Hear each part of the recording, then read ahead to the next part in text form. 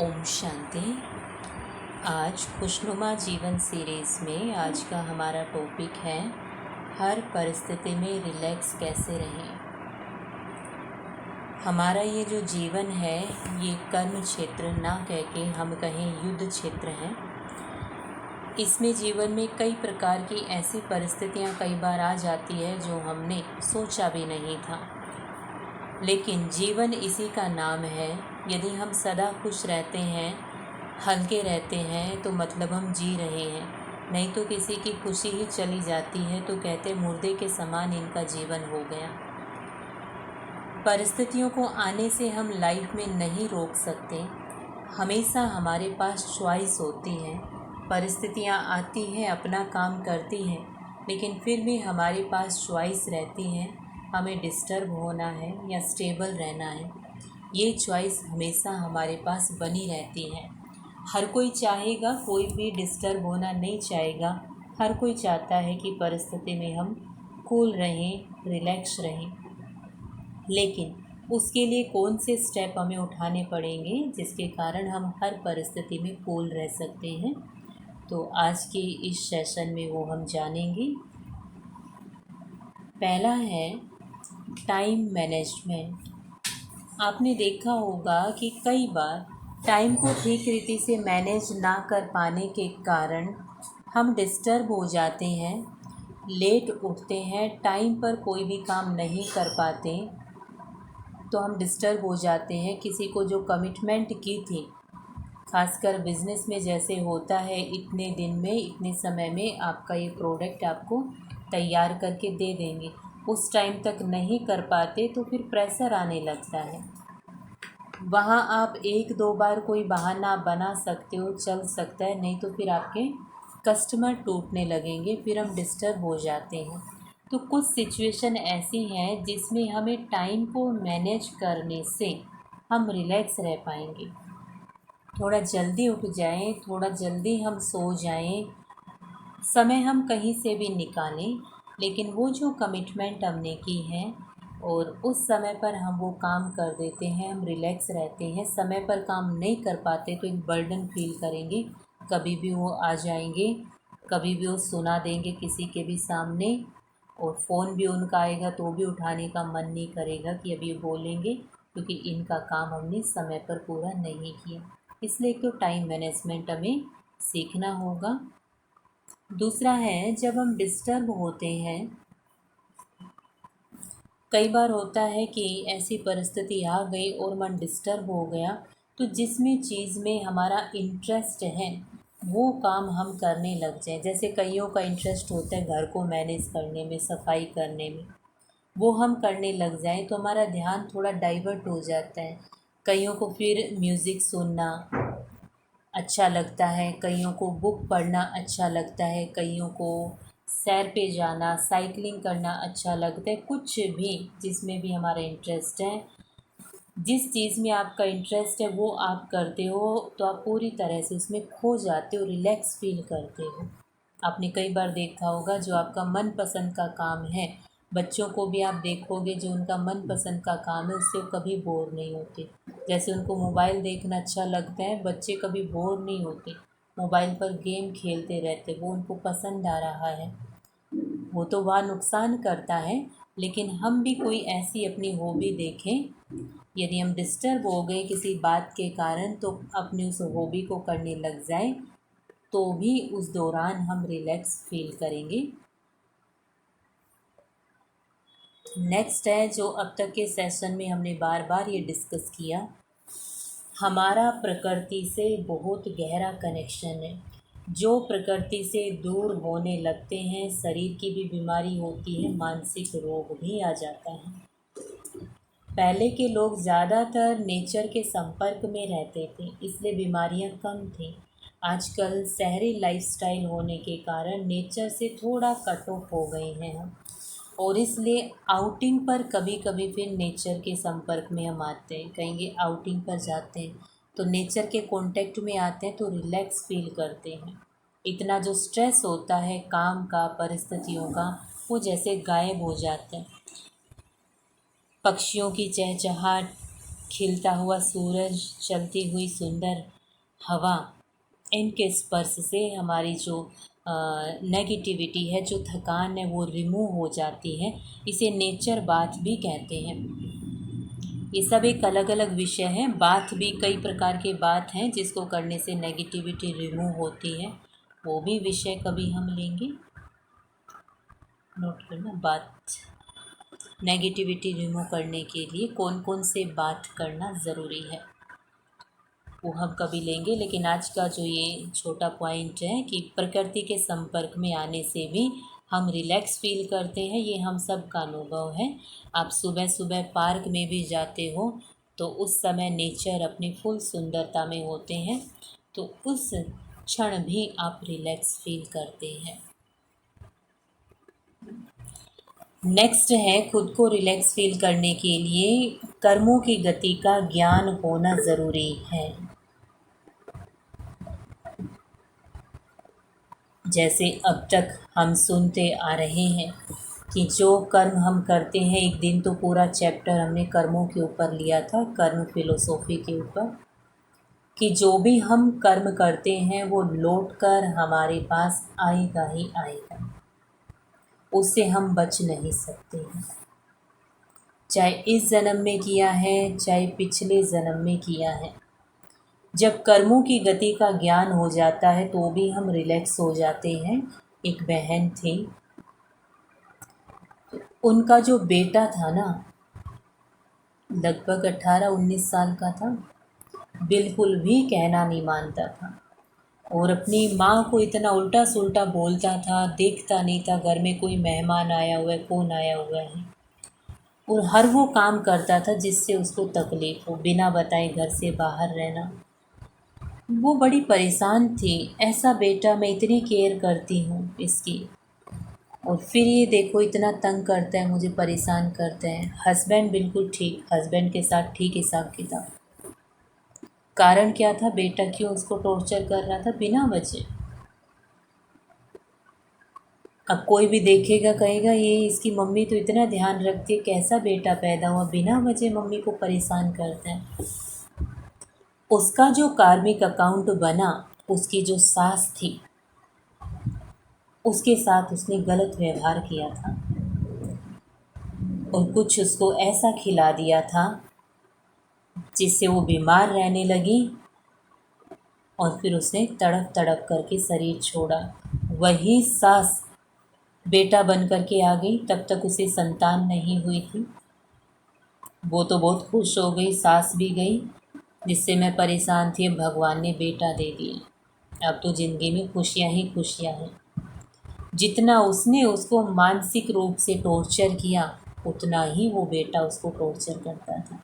लेकिन जब उसे पता चला मैंने ये गलत कर्म उस आत्मा के साथ किया था, आज वो आत्मा बेटा बन करके चुप तो कर रही, देखने वाले कहेंगे पता नहीं क्या हिसाब किताब है, इनके माँ बेटे की बिल्कुल बनती नहीं है। जब उसे ये कारण का पता चल गया, अब वो रिलैक्स हो गई। जो मन में कई प्रकार के संकल्प चल रहे थे, भगवान ऐसा बेटा क्यों मिला, ऐसा बेटा क्यों मिला, कब चेंज होगा ये, कब बदलेगा, जब ये पता चला मैंने जो कर्मों का बीज बोया था अब उसका फल मुझे खाना पड़ेगा, मन रिलैक्स हो गया उसका कि मैंने ही बहुत ज़्यादा बुरा किया था। तो मन को रिलैक्स करने के लिए कर्मों की गति का भी ज्ञान होना ज़रूरी है, नहीं तो क्वेश्चन उठते रहते हैं और ब्लेम करते रहते हैं भगवान को और व्यक्ति को। नेक्स्ट है, मन को रिलैक्स करने के लिए किसी भी परिस्थिति की पूर्व मानसिक तैयारी कर लेना। कई बार जैसे ये एग्ज़ाम्पल दिया है, आपको कहीं पर कोई घुमाने लेकर के जाए और वो रास्ता बड़ा ख़राब, आपको बहुत बताया बहुत अच्छा है, इतना अच्छा, आपको बड़ा मज़ा आएगा, रास्ता बड़ा ख़राब है, कोई वहाँ पर सुविधा नहीं है, आप जाकर डिस्टर्ब हो जाओगे। आपने तो कहा था बहुत आप इंजॉय करोगे, लेकिन आपने देखा होगा वैष्णो देवी जाते हैं या और जो दूसरे धार्मिक तीर्थ स्थान हैं, बहुतों के मार्ग बहुत जटिल हैं, वहाँ पर जाते जाते पैरों में छाले हो जाते हैं, पैदल चढ़ाई चढ़नी पड़ती है, थक जाते हैं। लेकिन कई जो जाने वाले होते हैं उनको पहले ही पता है। एक बार ऐसे कोई बहन कह रही मुझे जाना है वैष्णो देवी, कि हमने कहा वहाँ तो पैदल चलना पड़ेगा, पैरों में छाले भी हो जाते। कह रहे मुझे पता है रास्ता ऐसा है। मेंटली प्रिपरेशन पहले ही उसे पता है, मार्ग ऐसा है, मार्ग में ये रुकावटें आएंगी, उसने एक्सेप्ट कर लिया। हलचल में नहीं आई वहाँ जाने के बाद, अरे यहाँ तो पैदल चलना है, इतनी ऊंची चढ़ाई है, पहले क्यों नहीं बताया। रिलैक्स थी क्योंकि पहले से पता था मार्ग में ये बाधा आएगी। तो हम भी कुछ मानसिक तैयारियां कर लें, मन को पहले ही तैयार कर लें कि आज का जो दिन है हो सकता है कोई अच्छे से व्यवहार ना करे, हो सकता है मुझे रिस्पेक्ट ना दें, हम उनकी पार्टी में जा रहे हैं, हमारी तरफ ध्यान भी ना दें, हो सकता है ना दे तो भी मुझे खुश रहना है। और आप वहाँ गए और उन्होंने रिस्पेक्ट नहीं दिया, आप रिलैक्स रहोगे। आपको भी पहले ही हमें लग रहा था ये रिस्पेक्ट दे या ना दे, हमें रिलैक्स रहना है। लेकिन कई बार पूर्व मानसिक तैयारी नहीं करते, क्या क्या सोच लेते हैं, जाएंगे इस प्रकार का भव्य स्वागत होगा, उस प्रकार का नहीं होता, कहेंगे हम तो क्या क्या सोच कर आए थे घर से, ऐसा होगा वैसा होगा, या तो बिल्कुल अपोजिट।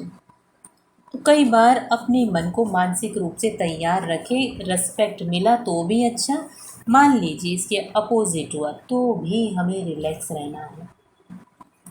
तो पूर्व मानसिक तैयारी कर लेना भी अच्छा है रिलैक्स रहने के लिए। नेक्स्ट है खुद को रिलैक्स करने के लिए सुरक्षा, प्रोटेक्शन कवच अपने चारों तरफ हम बना लें।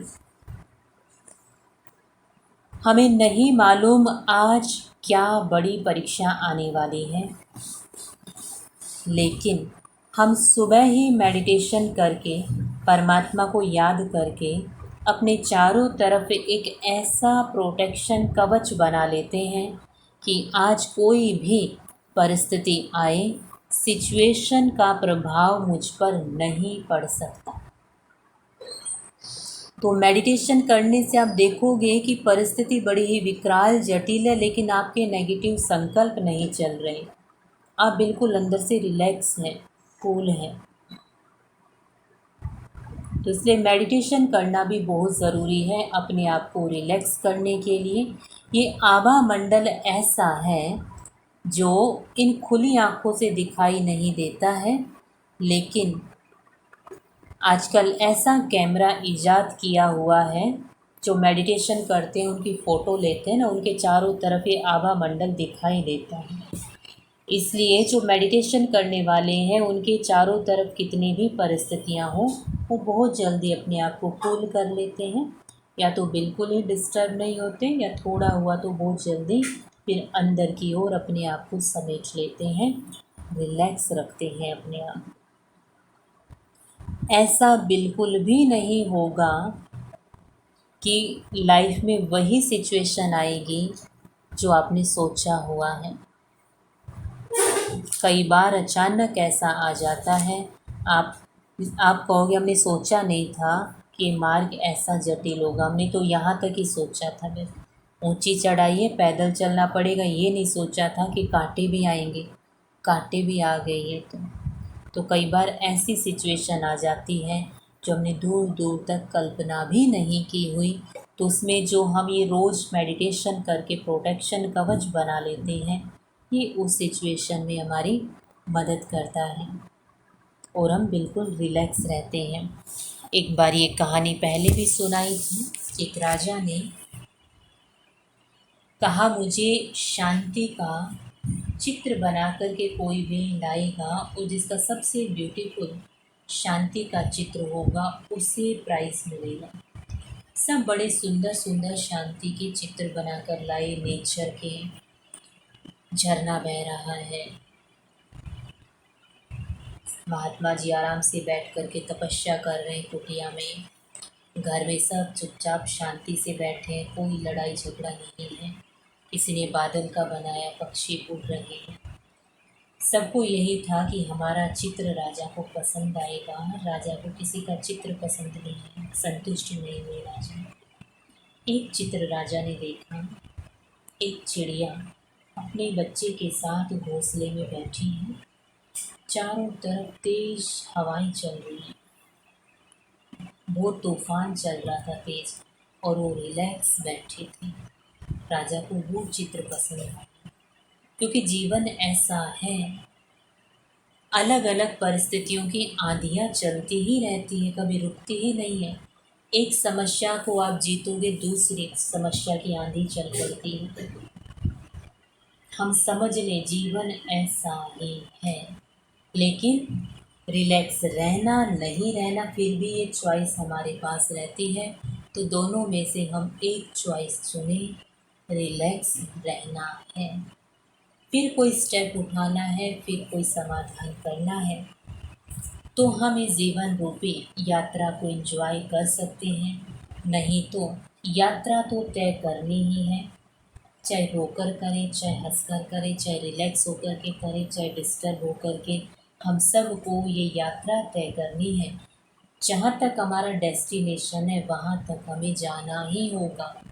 अब चॉइस फिर भी हमारे पास है, कैसे जाना है वो हम चूज़ कर लें, क्योंकि ये आंधियाँ तो आएंगी जब तक जीवन, तो इसे हम स्वीकार कर लें और रिलैक्स होने की चॉइस ऑप्शन को चुने।